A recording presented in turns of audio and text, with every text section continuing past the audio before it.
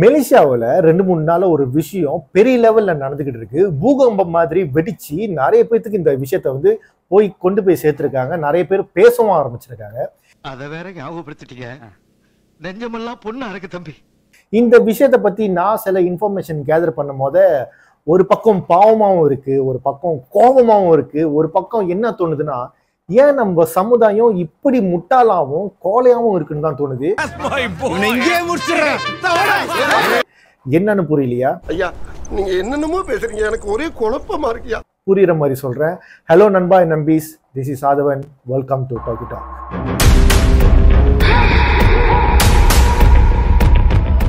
சைபர் police. இன்னைக்கு இந்த வீடியோல இதை பத்தி தான் நான் பேச போறேன். இந்த வீடியோ நான் யாருக்கும் வந்து எந்த பக்கமோ சாதகமா நான் பேச போறது இல்லை. ஒரு ஜெனரலா ஒரு இன்ஃபர்மேஷனா தான் இந்த வீடியோ வந்து இருக்க போகுது. டிக்டாக் ரொம்ப பேரு இந்த பிளாட்ஃபார்மை வந்து ஒரு இன்கம் சோர்ஸா பாக்குறாங்க, பணம் சம்பாதிக்கிறாங்க. நிறைய பேர் அவங்க மனசுல தோன்றதை வெளிப்படையா இது மூலியமா வந்து ஷேர் பண்றாங்க. ஏன் நம்ம ஊர் நடிகர்களே அது மூலியமா தான் நடிக்கிறதுக்கு சான்ஸும் கேட்குறாங்க. டிக்டாக் வந்து ஒரு ஆர்டிஸ்டோட ரெஸ்யூமி கூடயும் சொல்லலாம். இப்போ உள்ள காலத்துக்கு சோசியல் மீடியா தான் ஆர்டிஸ்டோட ரெஸ்யூமியாகவே ஆயிடுச்சுன்னு சொல்லலாம். பட் இதே சோசியல் மீடியாவை பர்சனல் அட்டாக்காகவும் மனசுல இருக்கிற வெஞ்சன்ஸை வந்து வெளிப்படுத்துறதுக்காகவும் யூஸ் பண்றாங்க. அவனு ரொம்ப பண்றானுங்க. Especially fake account ID. இந்த ஃபேக் அக்கௌண்ட் ஐடி வந்து நான் கடைசியில் வரேன். இப்போ கொஞ்சம் நம்ம ஓப்பனாகவே பேசுவோமே. இஷா அவங்க வந்து தற்கொலை பண்ணிக்கிட்டாங்க. என்ன நடந்துச்சு ஏது நடந்துச்சுன்னு நான் வந்து விவாரிக்க நம்ம சொல்ல போறது இல்லை. பிகாஸ் வந்து நிறைய பேர் நிறைய விஷயங்கள் வந்து சொல்றாங்க. எது உண்மை எது பொய்ன்னு கூட தெரியல. போலீஸ் லெவலுக்கு இந்த விஷயம் வந்து போயிடுச்சு. ஸோ ஆக்ஷன்லாம் எடுத்துக்கிட்டு இருக்காங்க. அவங்க என்ன ஆக்ஷன் எடுக்கிறாங்க பார்க்கறது தான். நம்ம வந்து கொஞ்சம் வாயை மூடிக்கிட்டு பொருளையை கலப்பாம இந்த காதும் வச்சு சொல்லுவாங்கல்ல, பொருளையை கலப்பிக்கிட்டு காதும் வச்சுக்கிட்டு நாங்கள் சொன்னேன்னு சொல்லாம நம்மளோட வேலையை பார்த்துக்கிட்டு இருந்தோம்னா கொஞ்சம் நல்லா இருக்கும். நான் இந்த வீடியோல வந்து ஜெனரலா சொல்ல போறேன். என்ன ஆகுதுன்னா, நீங்க சோசியல் மீடியால ஒரு இன்ஃப்ளூயன்சரா ஆக போறீங்களா இல்ல ஒரு கண்டென்ட் கிரியேட்டரா ஆக போறீங்களா, உங்களுக்கு என்ன வேணும்னா நீங்க ஒரு தைரியசாலியா இருக்கணும். நிறைய பேர் நிறைய பிளாட்ஃபார்ம்ல சொல்றாங்க சோசியல் மீடியா ஆகணும்னா வந்து தைரியசாலியா இருக்கணும். ஏன்னா ஃபேக் அக்கௌண்ட்ல வந்து அட்டாக் பண்ணுவாங்க, அவங்கள வந்து யாரும் ஒன்றும் சொல்ல மாட்டாங்க, உங்களை தான் சொல்லுவாங்கன்னு. பர்சனலா நான் சொல்றேன், ஆஸ் அ கண்டென்ட் கிரியேட்டரா ஆகி நானும் வந்து புலிஸ்க்கு வந்து இன்வால்வ் ஆயிருக்கேன். ஏன் என்னோட பர்சனல் லைஃப்லேயே நிறைய பேர் வந்து என்னை பூலி பண்ணியிருக்காங்க. ஸோ அதெல்லாம் தாண்டி தான் வந்து நான் இப்போ வந்து இங்கே உட்காந்து முன்னுக்கு பேசிக்கிட்டு இருக்கேன். பிகாஸ் அதுக்குன்னு வந்து சில முறைகள் இருக்குது. அதெல்லாம் வந்து நம்ம தாண்டி வர்றதுக்கு உங்களால் அதெல்லாம் வந்து கோ த்ரூ பண்ணலன்னா பெட்டர். நான் உங்களை என்ன சொல்கிறேன்னா, மன ரீதியாக நீங்கள் வந்து ஒரு ஸ்ட்ராங்கான பர்சனாக ஆகுங்க. மற்றவங்களோட கமெண்ட்ஸை வந்து நீங்கள் அக்செப்ட் பண்ணணும். சோஷியல் மீடியானா கண்டிப்பாக ஒருத்தன் வந்து கமெண்ட் போட தான் செய்வான். அவனை வந்து நீ இப்படி தான் கமெண்ட் பண்ணணும், நீ அப்படி தான் கமெண்ட் பண்ணணும்னு நம்ம எதுவுமே சொல்ல முடியாது. அவன் பாட்டுக்கு வந்து அடிச்சு விட்டு போய்கிட்டே இருப்பான். ஒத்துக்கிட மனசு இல்லைனாலும் அதான் நேசம். ஃபேக் அக்கௌண்ட், இதை வந்து நான் ஃபேக் அக்கௌண்ட் பற்றி பேசல. ஃபேக் அக்கௌண்ட் வந்து டிஃப்ரெண்ட் கதை. நார்மலா வந்து ஒரிஜினல் அக்கௌண்ட் வச்சிருக்கீங்க. சில பேர் வந்து கமெண்ட்லாம் போடுவானுங்க. ஸோ இதெல்லாம் வந்து நம்ம வந்து கோ த்ரூ பண்ணணும். சில பேர் வந்து தைரியமா ஏற்று நிற்பாங்க. ஆமாண்டா நான் செய்வேன்டா, உனக்கு என்ன பிரச்சனை, உனக்கு பிடிக்கலன்னா நீ வேற வீடியோ பார்த்துட்டு போய் ஸ்டோல் அப் பண்ணிட்டு இப்போ முடிஞ்சிருச்சு அவ்வளோதான். ஆனால் சில பேர் என்ன பண்ணுவாங்கன்னா, அதை வந்து பர்சனலாக எடுத்துக்கிட்டு அதையே யோசிச்சுக்கிட்டு மென்டலியா டவுன் ஆகுறது, அப்புறம் அதை பற்றி யோசிச்சுக்கிட்டு டிப்ரெஷன் ஆகுறது. இதனால தான் வந்து நிறைய சோஷியல் கண்டென்ட் கிரியேட்டர்ஸ் வந்து அவங்க வந்து ஒரு கனவோடு வருவாங்க. நான் ஒரு கண்டென்ட் கிரியேட்டராக ஆக போகிறேன், நான் என் சொந்த காலில் நிற்க போகிறேன், எனக்கு வந்து யாருக்கீழே வேலை செய்ய பிடிக்கல அப்படின்னு நிறைய பேர் கனவோடு வருவாங்க. ஆனால் இதுக்கு வந்து அவங்க ரெடியாக இருக்க மாட்டாங்க. அதாவது என்னதுன்னா, மற்றவங்க சொல்கிற கமெண்ட்ஸை வந்து அக்செப்ட் பண்ணுறது. நெக்ஸ்ட், என்னதான் ஒரு விஷயம் பெரிய விஷயம் நடந்திருந்தாலும் ஒரு சோஷியல் மீடியாவில் நீங்கள் வந்து காலடி எடுத்து வச்சுட்டீங்க. நீங்கள் சோஷியல் மீடியாவில் more than 12 months 12 மாதத்துக்கு மேலே நீங்கள் சோஷியல் மீடியா இருக்கிறீங்கன்னா கண்டிப்பாக வந்து உங்களால் எல்லாத்தையும் வந்து எதிர்கொள்கிற ஒரு மன தைரியம் இருக்கும். ஆனால் இப்போ நடந்திருக்கிற இந்த விஷயம் பார்த்தா நான் வந்து கரெக்டாக அந்த பர்சனை பற்றி நான் பேசல, நான் ஜெனரலாக பேசுகிறேன். பிகாஸ் இதை மாதிரி நிறைய நடந்துக்கிட்டு இருக்கு இப்போ. ஸோ பர்சனலாக எடுத்துகிட்டு என்ன பண்ணுறாங்கன்னா, மன உளைச்சலுக்கு ஆகுறாங்க, தனியாக போயிட்டு டைம் ஸ்பெண்ட் பண்ணுறாங்க. அதுக்கப்புறம் வந்து அவங்க இது ஒரு முடிவு எடுத்து டக்குன்னு வந்து அவங்களோட வாழ்க்கையை வந்து முடிச்சுக்கிறாங்க. ஏன் இப்படி செய்கிறீங்க? உங்களை சுற்றி இருக்கிறவங்களை பற்றி நீங்கள் கொஞ்சம் நினச்சி பார்க்க மாட்டீங்களா? உங்களுக்காக வந்து நிறைய பேர் அங்கே வந்து வெளியே வெயிட் பண்ணிக்கிட்டு இருக்காங்க. வந்து பேசு, நான் உன்கிட்ட பேசுகிறேன், உனக்கு என்ன பிரச்சனைன்னு சொல்லு, என்னால் வந்து உனக்கு வந்து உதவி செய்ய முடியாட்டியும் உன் பாரத்தை என்கிட்ட இறக்கி வை, உன் பாரத்தை கொஞ்சம் நீ என்கிட்ட இறக்கி இறக்கி வச்சேன்னா உனக்கு கொஞ்சம் மைண்ட் ரிலாக்ஸ் ஆகும், நீ மனசளவுல வந்து ஸ்ட்ராங் ஆக அடுத்தது என்ன செய்வேன்னு உனக்கு தெரியும். இந்த மாதிரி நிறைய பேர் வந்து வெளியே வந்து இருக்கிறாங்க. உங்க நண்பர்களோடையும் வந்து நீங்க வந்து கேட்கலாம். நீங்க கால் பண்ணி கொஞ்ச நேரம் 1 நிமிஷம் பேசணும் 2 நிமிஷம் பேசணும்னா கண்டிப்பா வந்து பேசுவாங்க. அப்படி பேச முடியாதுன்னா அவன் வந்து நண்பனே இல்லை உங்களுக்கு. அதெல்லாம் வந்து தூக்கி போட்டுருங்க. உங்களுக்காக ஒரு 5 நிமிஷம் ஒதுக்க முடியலன்னா அவெல்லாம் என்ன நண்பன்? ஒரு 5 நிமிஷம் ஒதுக்கி இருந்தா இன்னைக்கு இந்த மாதிரி நிறைய விஷயம் வந்து நடக்கிறது வந்து நம்ம தடுத்துருக்கலாம். ஏன் நானே பர்சனலா இந்த மாதிரி விஷயம்லாம் நிறைய வந்து கோத்ரூ பண்ணியிருக்கேன். எனக்கு வேண்டியதெல்லாம் ஜஸ்ட் வந்து நான் வந்து யாருக்காச்சும் வந்து ஓப்பன் பண்ணிடுவேன். ஓகே இந்த மாதிரி நடக்குதுன்னா பிகாஸ் அவங்க சொல்ற கருத்தை நான் வந்து ஏத்துக்கிற ஒரு நிலைமையில நான் இருப்பேன். ஏத்துக்கிட்டு அதை அனலைஸ் பண்ணி கரெக்டா இல்லையான்னு யோசிச்சு அதுக்கப்புறம் தான் நான் ஒரு முடிவு இருப்பேன். அந்த மாதிரி ஒரு பக்குவத்தை தான் உங்களுக்கு வந்து நான் வந்து கிரியேட் பண்ண சொல்லிக்கிறேன். ஒரு சோஷியல் கண்டென்ட் கிரியேட்டரா நீங்க இருந்தீங்கன்னா, ஒரு இன்ஃப்ளூயன்சரா இருந்தீங்கன்னா இதை இங்க ப்ரிப்பேர் பண்ணிக்கிங்க. அடுத்தது ஃபேக் அக்கௌண்ட் ஐடி. செம்ம சீனிக்குது இன்னைக்கு. எனக்கு வாயில நல்லா வருது இந்த மாதிரி ஃபேக் அக்கௌண்ட் ஐடி பார்க்கும்போது. நான் திட்டலாம் போல இருக்கேன். ஆனா வந்து இப்ப நான் கேமரால பேசிக்கிட்டு இருக்கனால என்னால திட்டக்கவும் முடியல. டே அப்படின்னு கெட்ட வார்த்தையில ஏசலாம் போல இருக்கு, பட் முடியல. ஒரு இந்தியா யூடியூபர் ஒரு டாப்ல இருக்கிற யூடியூபர், அவர் வந்து இங்க உள்ள விஷயத்த பார்த்துட்டு அவர் சில ரிசர்ச் எல்லாம் பண்ணியிருக்காரு. அந்த வீடியோ வந்து ட்ரோல் பண்ற வீடியோ பார்த்திருக்காரு. அவர் என்ன சொல்றாருன்னா, நம்ம ஊர்ல, அதாவது அவங்க ஊர்ல இந்தியாவிலேயே இந்த மாதிரி ஒரு கொச்சையான வார்த்தைகள்லாம் வந்து யூஸ் பண்ண மாட்டாங்க. அந்த மாதிரி ஒரு வார்த்தைகள் வந்து நம்ம இங்க யூஸ் பண்றோமா? இதை கேட்கும் போது எப்படி தெரியுமா இருக்கு? பெருமையா இல்ல, காரி துப்புனம் போல இருக்கு நம்ம மூஞ்சில. அவங்க சொல்லும் போது அவ்வளவு கேவலமா இருக்கு. ஆனா வந்து இங்க சில பேர் வந்து நான் அப்படிதான் வந்தா என்ன மாதிரி கம்பி கட்டுற கதையெல்லாம் பேசுவாங்க தெரியுமா? என்ன சொல்றோம் பாருங்க, கம்பி கட்டுற கதையெல்லாம் எடுத்து போடுறாங்க. அவ்வளவு கேவலமா இருக்கு.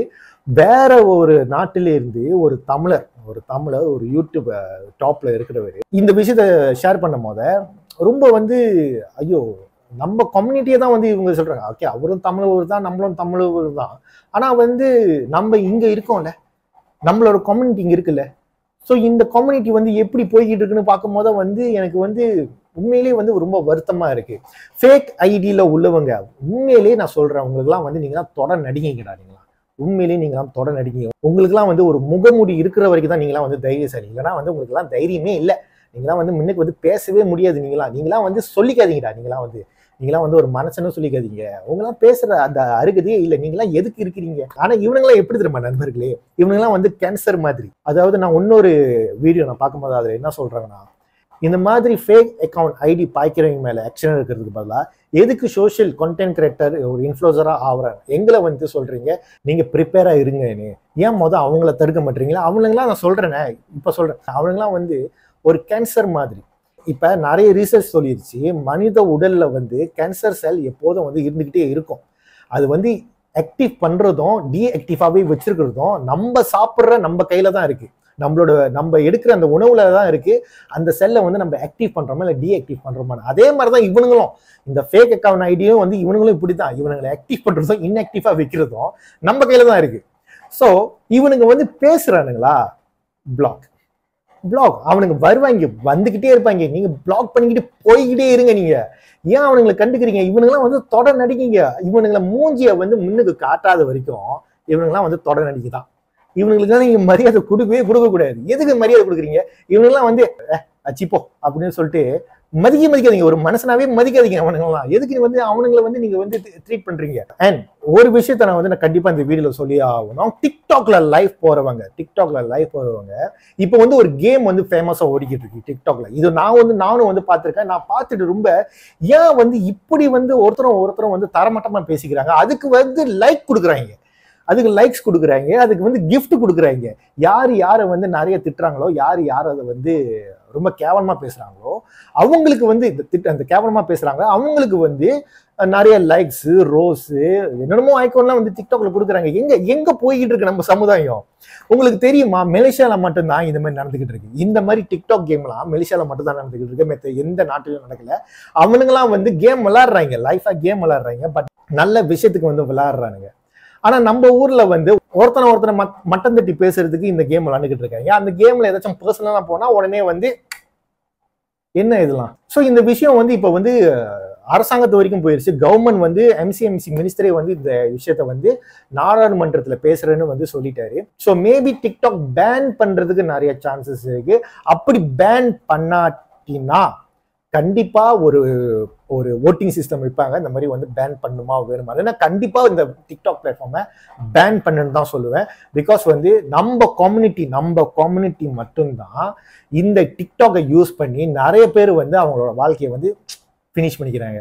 ஸோ நான் வந்து கண்டிப்பாக வந்து டிக்டாக் வந்து பேன் பண்ணணும்னு தான் சொல்லுவேன். பிகாஸ் டிக்டாக் நம்ம கம்யூனிட்டியில் வந்து ரொம்ப பர்சனலாக வந்து அதை எடுத்துக்கிறீங்க. மற்ற கம்யூனிட்டிலாம் வந்து அது ஒரு இன்கம் சோர்ஸாக தான் பார்க்குறாங்க தவிர, நம்ம கம்யூனிட்டியில் தான் வந்து இந்த மாதிரி வந்து ஃபேக் அக்கௌண்ட் ஐடியில் போயிட்டு பூலி பண்ணுறது, ஒருத்தங்களை வந்து மட்டம் தட்டுறது, ஒருத்தவங்க மேலே வந்துட்டா உடனே வந்து அவங்கள மட்டம் தட்டி பேசுறது, இதெல்லாம் வந்து நம்ம கம்யூனிட்டியில் தான் நடக்குது. அது வந்து ரொம்ப ரொம்ப கேவலமாக இருக்குது. உங்களோட பேச்சு, உங்கள் நடவடிக்கைலாம் ரொம்ப கேவலமாக இருக்குது நண்பர்களே.